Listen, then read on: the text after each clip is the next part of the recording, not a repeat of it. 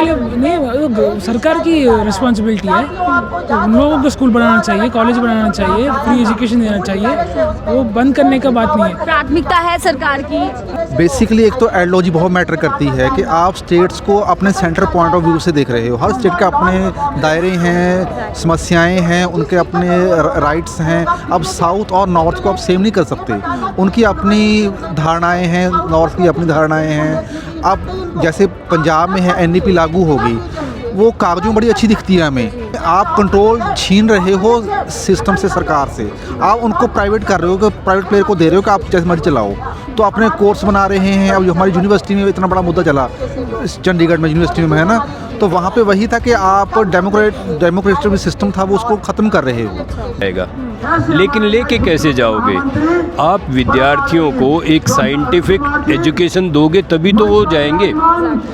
आपका जो रिसर्च का ढांचा है वो तय करता है, उसका मेन फोकल पॉइंट है कि आप शिक्षा को प्राइवेट कर दो। हरियाणा से हैं हम लोग। अब हरियाणा में क्या चल रहा है? आपके पास अशोका यूनिवर्सिटी है, आपके पास जिंदल यूनिवर्सिटी है, और हरियाणा की जो बाकी यूनिवर्सिटीज़ हैं उसको सरकार ग्रांट नहीं, लोन देती है।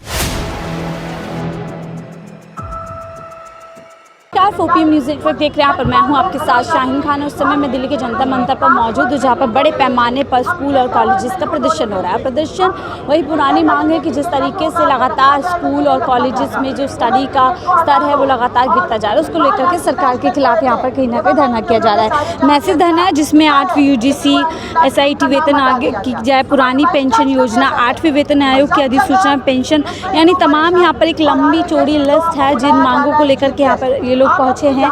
और ये तमाम वो लोग हैं जो लगातार इस तरीके की मांगों को लेकर आते हैं। लोगों से जुड़ेंगे और जानेंगे कि आज यहाँ पर क्यों ज़रूरी है स्कूल और कॉलेजेस के लिए वॉइस आउट करना। देखिए यहाँ पर इन्होंने साफ तौर पर कह रहे हैं कि free education from KG to PG। इस देश में लगातार जो कह सकते हैं कि 14 साल तक के बच्चे के लिए एजुकेशन फ्री है, लेकिन क्या वो वाकई में अधिकार मिलते हैं? इस पर बात। क्या नाम है आपका? आमिर जी, यहाँ पर क्यों आज आप लोग आए, क्यों प्रोटेस्ट कर रहे हैं? क्योंकि ये एक्चुअली एक यूनियन ऑफ टीचर्स है, तो वो लोग उनका मांग रहे हैं कि उनका राइट्स और उनका जो अधिकार है वो छीना जा रहा है सेंट्रल गवर्नमेंट से।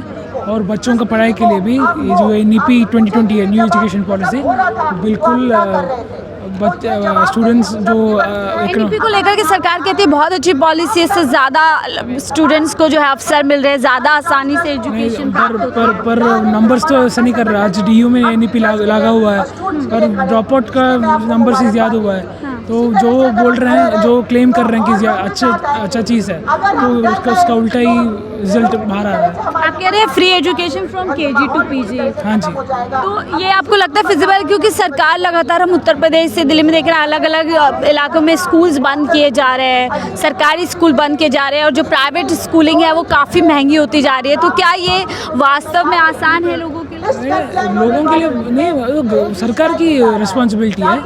तो उन लोगों को स्कूल बनाना चाहिए, कॉलेज बनाना चाहिए, फ्री एजुकेशन देना चाहिए। वो बंद करने का बात नहीं है। प्राथमिकता है सरकार की। ऑफ कोर्स है। सरकार थोड़ी प्रॉफिट के लिए चलती है, सरकार लोगों के लिए चलती है। लोग लॉस में ही जाना तो ठीक है, लॉस में ही जाएगा, तो एजुकेशन का प्रॉफिट थोड़ी बनाएंगे। ठीक है। और भी टीचर सर, आप कहाँ से आए हैं? पंजाब से मैम। पंजाब से। तो टीचर हैं आप? Yes ma'am. आज यहाँ पर क्यों आए हैं, क्या मांगे आप लोग? मैडम बेसिकली ये तो NEP का है कि NEP के अंडर जो प्रावधान दिए हैं उससे ग्राउंड लेवल पे बड़ा दिक्कतें आ रही हैं। जैसे कि बेसिकली एक तो आइडियोलॉजी बहुत मैटर करती है कि आप स्टेट्स को अपने सेंटर पॉइंट ऑफ व्यू से देख रहे हो। हर स्टेट के अपने दायरे हैं, समस्याएं हैं, उनके अपने राइट्स हैं। अब साउथ और नॉर्थ को आप सेम नहीं कर सकते। उनकी अपनी धारणाएं हैं, नॉर्थ की अपनी धारणाएं हैं। अब जैसे पंजाब में है NEP लागू होगी, वो कागजों में बड़ी अच्छी दिखती है हमें। हम कॉलेज पढ़ाते हैं, हम पता है बच्चों को जब पढ़ाते हैं वहाँ पे क्या दिक्कतें आ रही हैं। वहाँ पे फैकल्टी ही नहीं है, तो इतने कोर्स आपने खोल दिए, वो तो प्रैक्टिकली हो नहीं रहे, है ना। बहुत सी समस्याएं हैं। आपने प्राइवेटाइज कर रहे हो, आप क्लब कर रहे हो कॉलेजों को, बोर्ड ऑफ गवर्निंग बना रहे हो, तो वो चीज़ें आप कंट्रोल छीन रहे हो सिस्टम से, सरकार से। आप उनको प्राइवेट कर रहे हो, कि प्राइवेट प्लेयर को दे रहे हो कि आप जैसे मर्जी चलाओ। तो अपने कोर्स बना रहे हैं। अब जो हमारी यूनिवर्सिटी में इतना बड़ा मुद्दा चला, चंडीगढ़ में यूनिवर्सिटी में है ना, तो वहाँ पे वही था कि आप डेमोक्रेटिक सिस्टम था वो उसको ख़त्म कर रहे हो। वहाँ पे हमारा था कि इतने सालों चली यूनिवर्सिटी आ रही है, वहाँ पे डेमोक्रेटिक स्ट्रक्चर है, वहाँ पे सेनेट है, वहाँ पे हर जो कमेटी है वो डेमोक्रेटिक। एनईपी के जरिए कहीं ना कहीं जो प्राइवेट प्लेयर्स हैं उनको ज़्यादा मोनोपोली करने का एक मौका मिल रहा है। नेचुरली मैम, पता है कि हमारे जैसे हमारे एडेड कॉलेज हैं वहाँ पे, तो वहाँ पे साथ ही हमारे प्राइवेट यूनिवर्सिटीज़ हैं, कॉलेज खुले हुए हैं, उन पे कोई चेक नहीं है। उनके अपने रूल्स हैं, अपने सिस्टम है, अपना सिलेबस है। आप लोग क्या चाहते हैं, रोल बैक होना चाहिए? रोल बैक होना चाहिए, इस पे प्रॉपर बात हो। आप बिना बात थोप रहे हो, वो चीज़ें गलत हैं वो। तो एटलीस्ट बात तो करो, हमारा सिस्टम है, हमसे बात नहीं करते। अपनी यूनियन खड़ी कर ली इन्होंने अपनी आइडियोलॉजी की, उन्हीं से बात करते हैं। वही जा रहे हैं क्या नए नए कानून देश के ऊपर, कभी टीचर्स के ऊपर एनईपी, कभी और कोई कानून, मतलब बिना किसी चर्चा के थोप दिया जाता है क्या? बात यही तो बात है ना कि आप हर लेवल पे अपनी मनमर्जी कर रहे हो। हमारी यूनिवर्सिटी में ऐसे ही हुआ, बिना बात के रूल कर दिया कि अब यूनिवर्सिटी सेंटर हो जाएगी, बिना चीज़ के। कोई पूछा नहीं कि वहाँ पे 20 दिन हम बैठे रहे, बच्चे बैठे रहे, टीचर्स बैठे रहे। अब उन्होंने वापस लेना पड़ा, क्योंकि हम तो नहीं सहेंगे। आप पंजाब को और अदर स्टेट की तरह नहीं देख सकते। पंजाब ही है, वो आपकी गुंडागर्दी नहीं मानेगा। वहाँ पे जो रूल है वही चलेगा। ठीक है, यानी मनमानी कहीं ना सेंट्रल गवर्नमेंट की चल रही है। सर, आपको क्यों लगता है कि यहाँ पर जो मांगे उठा रहे हैं वो ज़रूरी है? और एनईपी की बात करूँ या जिस तरीके का एजुकेशन सिस्टम अभी हो गया है, कैसे देखते हैं इसे? बात ये है कि जो हायर एजुकेशन है बहुत ज़्यादा क्रिटिकल पार्ट होता है किसी भी नेशन की डेवलपमेंट में, और हायर एजुकेशन जो है वो कम्प्लीटली इग्नोर्ड रहा है पहले पुरानी गवर्नमेंट्स में भी, लेकिन इस गवर्नमेंट में तो बहुत ज़्यादा डिटेरियोरेट हुआ है। जो साइंटिफिक टेम्पर है वो बिल्कुल ही ख़त्म करती जा रही है गवर्नमेंट, डिस्करेज करती जा रही है। और जो नॉन साइंटिफिक टेम्पर है, क्रिटिकल थिंकिंग को जो है डिस्करेज कर रही है, उसको प्रमोट नहीं कर रही। तो ये सारी चीज़ें बहुत ख़तरनाक हैं देश के लिए। और जो स्पेशली साइंसेस का, मैं साइंसेस की तरफ से बोल रहा हूँ, साइंसेस का मैंने देखा है ओवर लास्ट 10-15 ईयर्स बहुत ज़्यादा डिटेरियोरेशन हुआ है। सिलेबाई जो है वो डाइल्यूट कर दिए गए हैं बहुत, मतलब उतने अच्छे सिलेबस नहीं रहे। गवर्नमेंट उतनी ज़्यादा प्राथमिकता में रखती है एजुकेशन सिस्टम को, उस तरीके से क्या काम किया जा रहा है? नहीं किया जा रहा। और जो एजुकेशन है वो तो बहुत क्रिटिकल है कंट्री की ग्रोथ के लिए। और जो स्कूल्स बंद हो रहे हैं राज्य दर राज्य, जो सरकारी स्कूल है जहाँ से बच्चों को बड़े पैमाने पर एजुकेशन मिलती है, जो प्राइवेटाइजेशन है वो बढ़ता जा रहा है। हाँ, प्राइवेटाइजेशन बढ़ता जा रहा है। प्राइवेटाइजेशन तो ठीक है, कुछ हद तक गवर्नमेंट को शायद करना पड़ता होगा, लेकिन जो गवर्नमेंट के अंडर इंस्टीट्यूशंस हैं उसमें भी क्वालिटी बहुत डिटेरियोरेट हो रही है, उसमें बहुत क्वालिटी डिटेरियोरेट हो रही है। और साइंसेस का तो बहुत बुरा हाल है, जिसके बेसिस पे कंट्री को आगे बढ़ना है। विकसित भारत का नारा है 2047 का, और कहीं ना कहीं हम देखते हैं नज़र उठा के तो एजुकेशन उसमें एक अलग ही नींव जो है बनाती है। तो क्या आपको लग रहा है उस तरीके से एजुकेशन पे सरकार डेडिकेटेड है, पूरी तरीके से ध्यान दे रही है? मैम देखिए, हिंदुस्तान की सरकार एनईपी के नाम से 2020 में नई एजुकेशन पॉलिसी को चेंज किया उन्होंने, जो काफ़ी लंबे समय से चल रही थी। 91 के बाद इस तरह का परिवर्तन आया, और कोई भी राष्ट्र ये मानता है कि जो नया आएगा वो पहले वाले से अच्छा होगा। और विकसित राष्ट्र का एक नारा है, तो उसकी दिशा में ये लेके जाएगा। लेकिन लेके कैसे जाओगे? आप विद्यार्थियों को एक साइंटिफिक एजुकेशन दोगे तभी तो वो जाएंगे। आपका जो रिसर्च का ढांचा है वो तय करता है कि आप कहाँ जाना चाहते हो। कोई भी राष्ट्र कहाँ पहुँचना चाहता है वो उसकी रिसर्च पे जो खर्च करता है वो तय करता है। हिंदुस्तान का अगर रिसर्च पे जो खर्च कर रहा है पिछले 10-12 साल से, अगर उसको आप देखेंगे तो वो 0.6% ऑफ द GDP खर्च कर रहा है। चाइना जैसे देश जहाँ 4% कर रहे हैं, 5% कर रहे हैं रिसर्च पे, वो आगे भी बढ़ रहे हैं। हमारे यहाँ जब आप 0.6% रिसर्च पे खर्च करोगे तो आप सोच सकते हो कहाँ जाओगे। विकास पीएम मोदी संसद में बोल विकास रहे थे। निकलेगा लेबोरेटरी से, विकास मंदिर से नहीं निकलता। वर्तमान सरकार का एजेंडा है कि सारा पैसा रिलीजियस टूरिज्म पे लगा दो। आप सड़कें भी अगर आप देखोगे तो वहीं पे बन रही हैं जहाँ पे मंदिरों का जुड़ाव है। मंदिरों का नहीं, लैब्स का जुड़ाव करो, अपने मिनरल्स का जुड़ाव करो, अपनी माइंस का जुड़ाव करो, उसका आवागमन सुगम करो, ताकि आप अपने मिनरल्स निकाल के अपनी फैक्ट्री में लेके जाओ और वहाँ से मशीनों को बनाओ। मशीनें रोज़गार देंगी, मशीनें विकास देंगी, मशीनें पर कैपिटा इनकम को बढ़ाएंगी, मशीनें आपका जो स्टैंडर्ड ऑफ लिविंग है उसको ऊंचा करेंगी। लेकिन हम देखते हैं सेंट्रल बजट कम कर दिया जाता है जो शिक्षा के लिए होना है, तो ये क्या मतलब क्या मंशा दिखाती है सरकार शिक्षा के प्रति? ये दिखाती है कि सरकार हिंदुस्तान के बड़े सेक्शन को पढ़ाना ही नहीं चाहती। उस दिशा में सारे प्रयास हैं। एनईपी में जो मैं बात कर रहा था, प्राइवेटाइजेशन उसका मेन फोकल पॉइंट है कि आप शिक्षा को प्राइवेट कर दो। हरियाणा से हैं हम लोग। अब हरियाणा में क्या चल रहा है, आपके पास अशोका यूनिवर्सिटी है, आपके पास जिंदल यूनिवर्सिटी है, और हरियाणा की जो बाकी यूनिवर्सिटीज़ हैं उसको सरकार ग्रांट नहीं लोन देती है। अब उन्होंने लोन देना शुरू कर दिया। यूनिवर्सिटीज़ लोन चुकाने का साधन थोड़ा ही है। शिक्षा कभी इस तरह से रही नहीं। शिक्षा तो गवर्नमेंट की ग्रांट्स पे चलती है ना। लोन चुका के यूनिवर्सिटीज़ फीस नहीं बढ़ा सकती। अब होगा क्या कि जो इलीट क्लास के बच्चे हैं वो जाएंगे इलीट यूनिवर्सिटीज़ में, जो कॉमन मैन का बच्चा है वो जाएगा इस यूनिवर्सिटी में।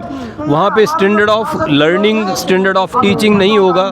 टीचर्स को आप सैलरी नहीं दे रहे। अभी खानपुर यूनिवर्सिटी है हरियाणा में, 3 महीने बाद टीचर्स को सैलरी मिली। देवीलाल यूनिवर्सिटी है सरसा में, 4 महीने बाद टीचर को सैलरी मिली। हरियाणा के एडिड कॉलेजेस हैं, 3 महीने बाद सैलरी मिली। जब टीचर को सैलरी 3 महीने के बाद दे रहे हैं तो उस टीचर से उम्मीद कर रहे हैं कि वो बच्चों को एजुकेशन इम्पार्ट करेगा। देखिए सर ने जैसे कहा कि जो सरकार का एक बड़ा बजट का हिस्सा है या सरकार की जो पॉलिसीज़ हैं वो ज़्यादा दिखाई देती है कि मंदिरों को जोड़ने के रास्ते तरीके बना रहे हैं, और ये एक जग जाहिर है, इसमें कोई छिपी हुई बात नहीं है। लेकिन जब हम एजुकेशन की बात करते हैं सर, हम उत्तर प्रदेश के हरियाणा के कई बड़े पैमाने पे स्कूल बंद कर दिए जाते हैं सरकारी, और जो प्राइवेटाइजेशन है वो लगातार हम देख रहे हैं कि मोनोपोली चल रही है, स्कूल मनमर्जी से जो है फीस बढ़ा रहे हैं। तो क्या एजुकेशन से दूर रखने की कवायद है उस आम कॉमन? देखिए, हरियाणा में स्कूलों को, विशेषकर गवर्नमेंट स्कूलों को मर्ज कर दिया गया है, जबकि हम बात करें कि शिक्षा जो है वो प्रत्येक नागरिक का मौलिक अधिकार है। वो उस मौलिक अधिकार का हनन वहाँ पे हो रहा है, और किसी न किसी रूप में एक आप बच्चों को शिक्षा से, एक विशेष वर्ग के बच्चों के यदि मैं कहूँगा तो उसको आप शिक्षा से वंचित कर रहे हैं, उससे दूर होता जा रहा है। और जिस तरीके से ये प्राइवेटाइजेशन को बढ़ावा दिया जा रहा है कि सरकारी स्कूल में बच्चा जाएगा तो सरकार उसकी फ़ीस देगी। हरियाणा में एक ऐसी योजना लेकर के आए थे पीछे कि सरकारी प्राइवेट स्कूल में जाएगा बच्चा तो फीस जो है उसकी गवर्नमेंट देगी, और सरकारी में जाएगा तो वो खुद देगा। तो इसका मतलब क्या है कि सरकार स्वयं ही प्राइवेटाइजेशन की ओर उसको बढ़ावा दे रही है, बच्चों को उधर धकेल रही है।